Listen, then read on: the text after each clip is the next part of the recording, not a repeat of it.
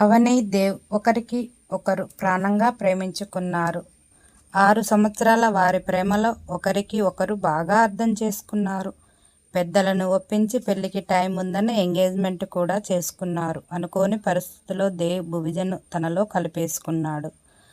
భువిజకి కూడా అవని, దేవ్ ప్రేమ తెలిసి వారిద్దరి ప్రేమ నిలబడటానికి, అతని ప్రాణాలు కాపాడటానికి తన శీలాన్ని పలంగా పెట్టింది.